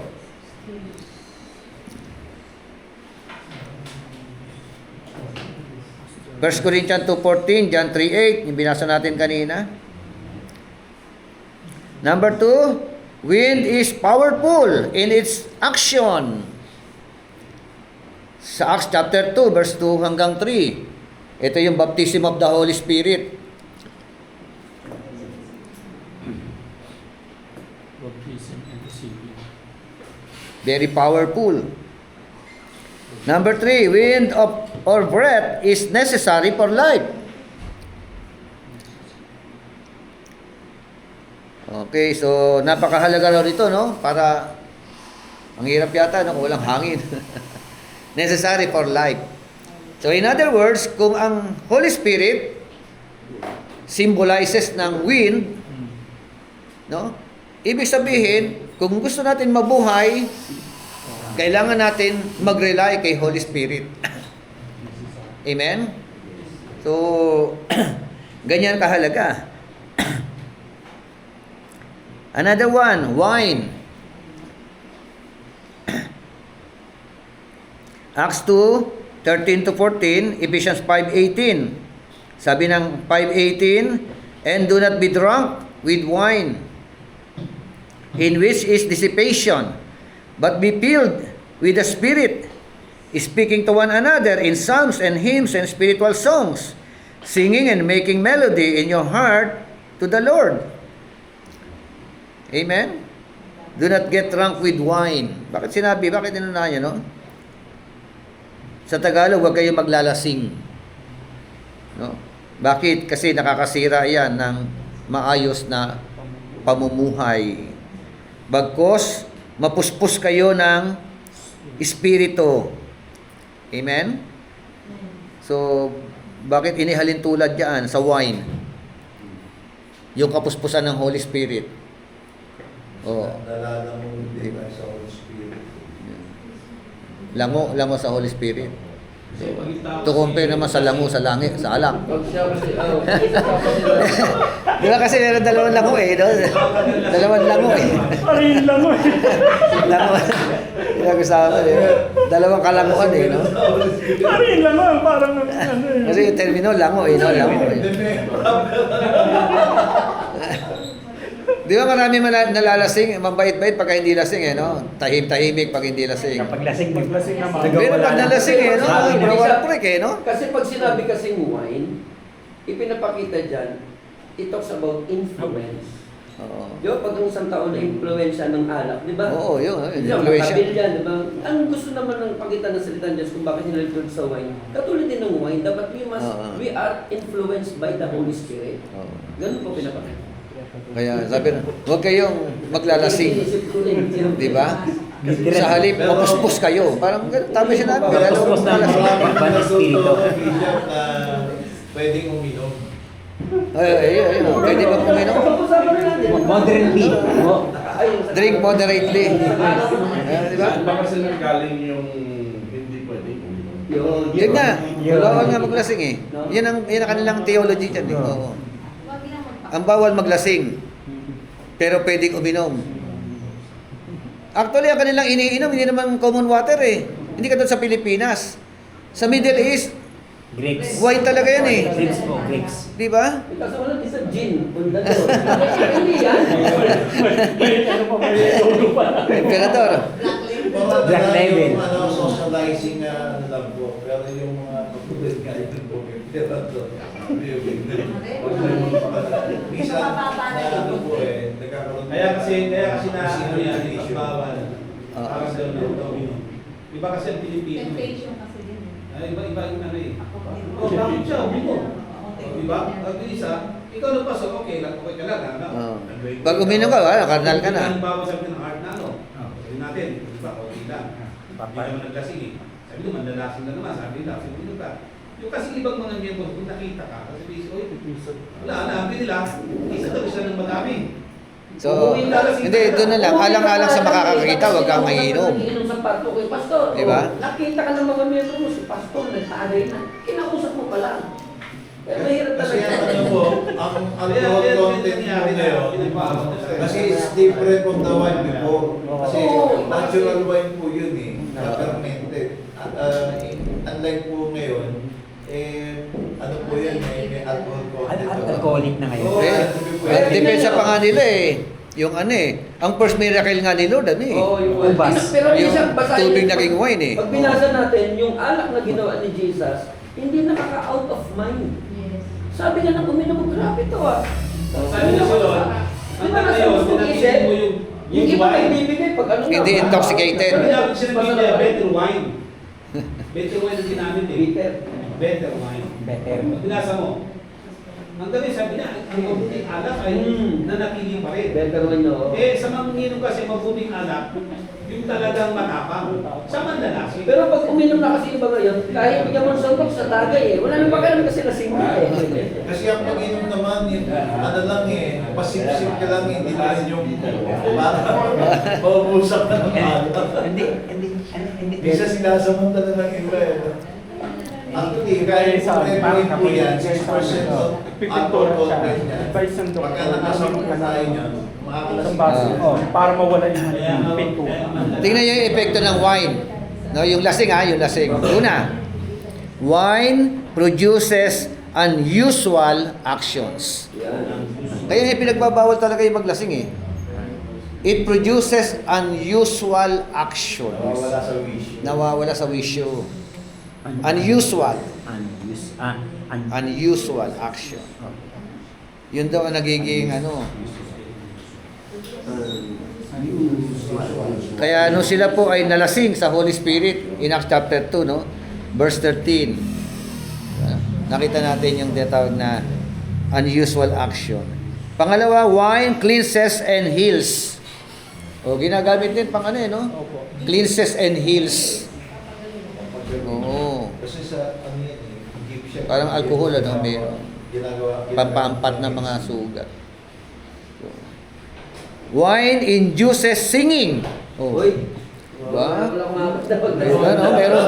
Kaya nga naalala ko nung induces singing, parang inuudyokan ka kumanta.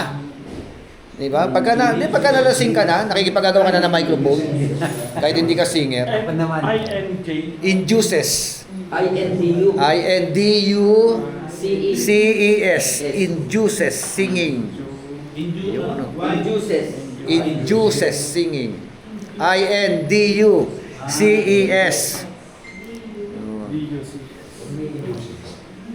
Ano ba? Parang...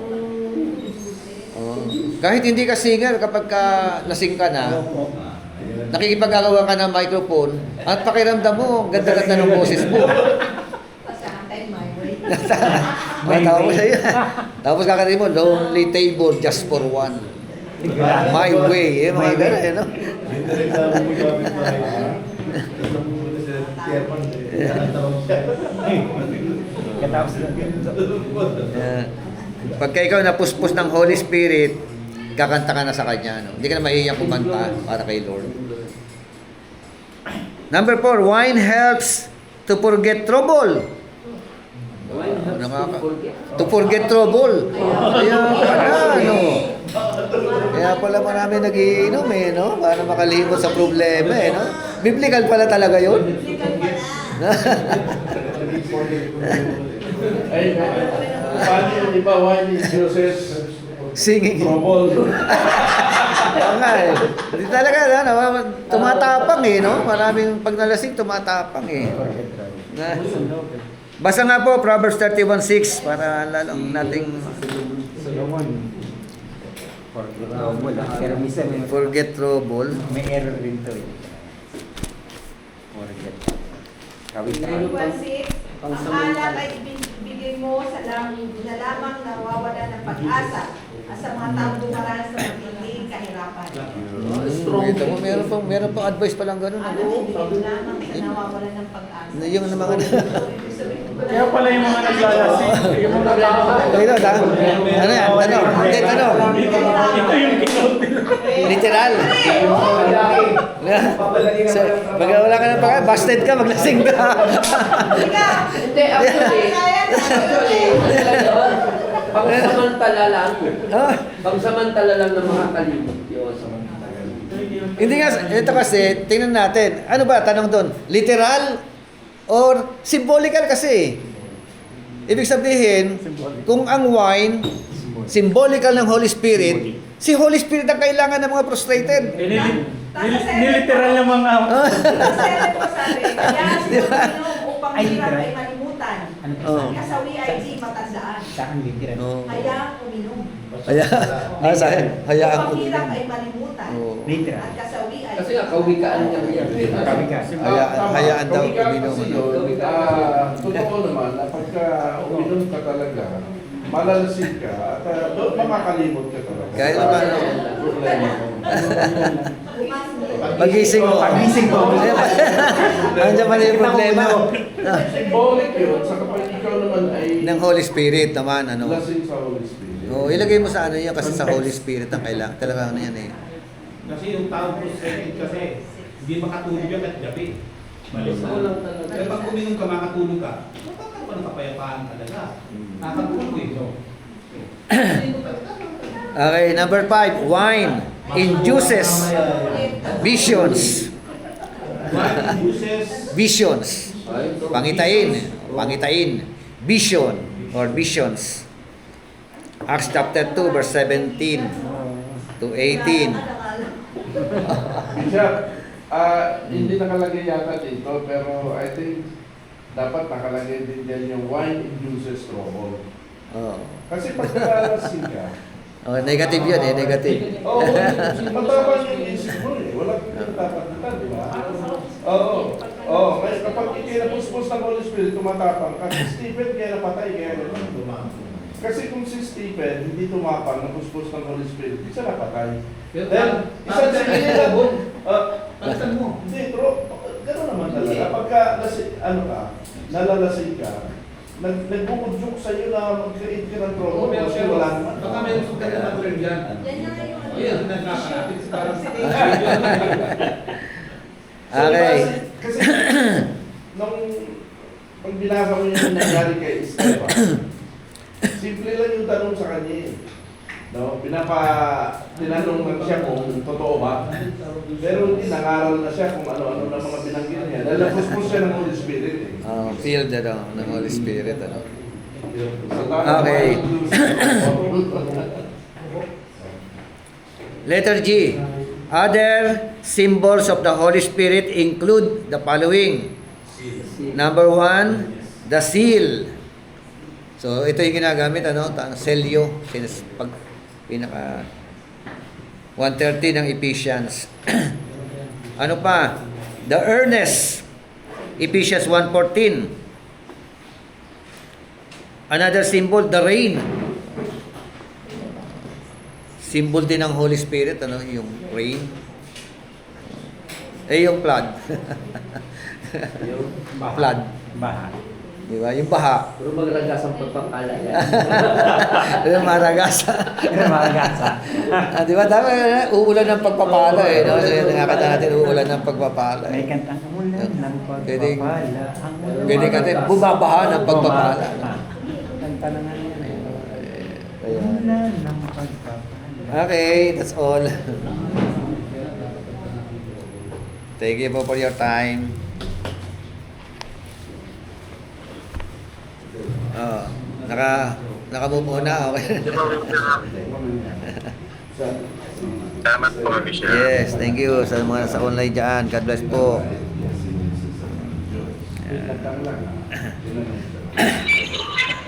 God bless sa inyo lahat. God bless po. Yung uniform ninyo, naki ano, Pastor Benedict. Nag-exhort sa ng malupit. Benedict, padadala namin. Okay po, Bishop. Okay. Noted po, sir. Tumapang yun. Okay, let's pray. Pray muna tayo. Okay, God bless po. Sige, Pastor Pedrick, ikaw mag-close ng prayer.